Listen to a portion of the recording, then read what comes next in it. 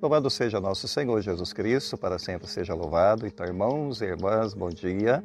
Bem-vindos a esse dia de reflexão da Palavra de Deus. E hoje é terça-feira, dia 14 de janeiro. Então, graças a Deus, estamos aí encerrando a primeira quinzena desse mês de janeiro, desse ano novo. Vamos pedir a Deus, então, que possa iluminar a nossa vida, a nossa caminhada.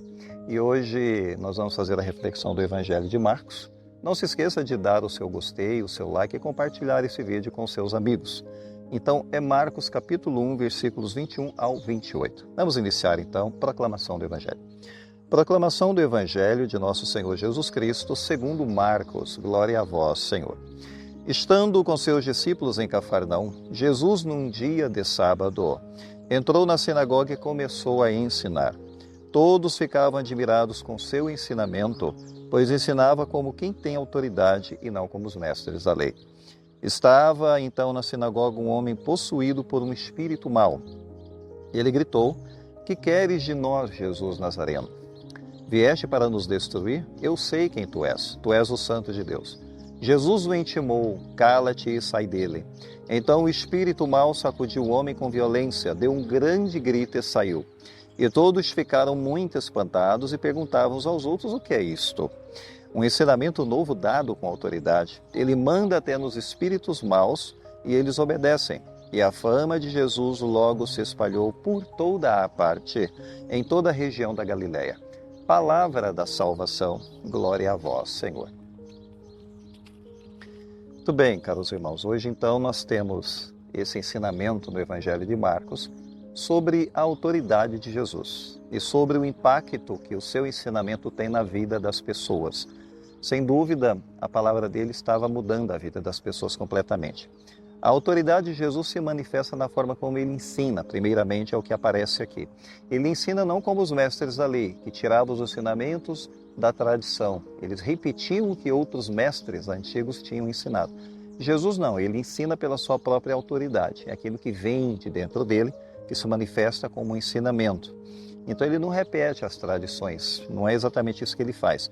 E não é só uma retórica também, porque o ensinamento de Jesus se transforma em ação, tá? Se transforma em comportamento, se transforma em mudança de vida. E acontece aqui dentro da sinagoga uma outra situação que revela a autoridade de Jesus, que é um confronto com um espírito mau dentro da sinagoga. O espírito mau que se manifesta ali na sinagoga está num homem.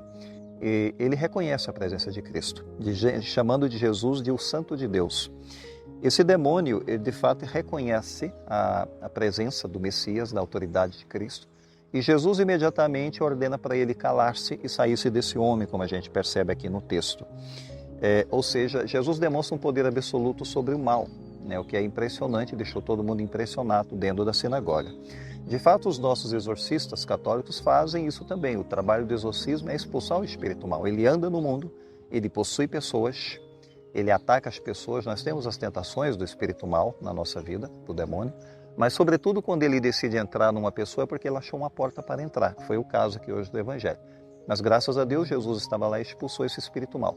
Mas se hoje acontece, e de fato em muitos cantos do mundo acontecem, essas possessões, a gente sabe que os nossos exorcistas estão preparados para isso.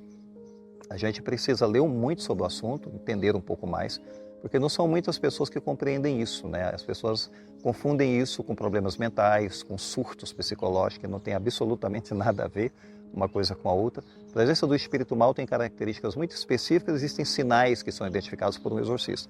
Então, quando a gente tem uma pessoa que está passando por um problema espiritual, a gente desconfia que seja uma coisa mais profunda, que não está ao nosso alcance compreender, não custa nada a gente levar para um padre, fazer um discernimento, discernir, e aí sim entrar em contato com uma autoridade, um exorcista, enfim, para conseguir fazer a libertação dessa pessoa.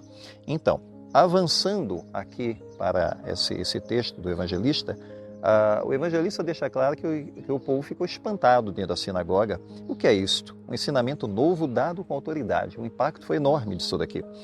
E além do que, a expulsão do espírito mau, do demônio.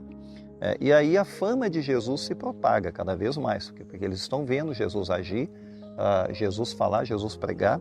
Versículo 28, abre aspas. A fama de Jesus logo se espalhou por toda parte, fecha aspas. Ou seja, os milagres e os ensinamentos vão se tornando mais e mais conhecidos, o que é impressionante, portanto, a gente perceber a repercussão do ministério de Jesus, que se inicia logo o seu batismo. Antes, Jesus tinha uma vida oculta, ele ficou 30 anos oculto. Quando ele começou o ministério dele após ser batizado no Rio Jordão, aí sim o poder do Filho de Deus se manifestou. E aquilo foi impactante, foi impressionante. Foram 3 anos, mas de muito impacto. E a gente sabe que desde o batismo até a sua cruz, então ele andou, ele peregrinou, ele pregou o reino de Deus, ele fez sinais, ele fez milagres, ele libertou pessoas, ele curou pessoas, etc. Então, para nós existem muitas reflexões que a gente pode trazer para a nossa vida a partir desse texto aqui. Então, o reino de Deus confrontou o mal na sinagoga. Veja bem o que aconteceu, provocando uma libertação. Então, o reino de Deus, ele anda nesse mundo, transformando esse mundo. É o primeiro ensino aqui que nós temos. Agora, como que a autoridade de Cristo se manifesta na nossa vida? Nós permitimos que a autoridade de Cristo influencie a nossa vida, se manifeste na nossa vida? Se sim ou se não, nós temos que nos perguntar até que ponto isso é verdadeiro. E depois a questão do próprio testemunho, porque a notícia sobre Jesus foi se espalhando e a fama dele foi crescendo, porque as pessoas estavam falando sobre isso. De fato, a gente fala sobre Cristo, a gente divulga as ações de Cristo. Nosso relacionamento com Cristo é forte o suficiente para a gente poder falar para as pessoas sobre o quanto que ele age na nossa vida, o quanto ele muda a nossa vida.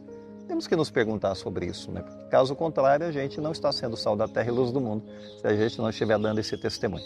Vamos pedir a Deus a bênção, a graça para esse momento, então, agora do final da nossa reflexão.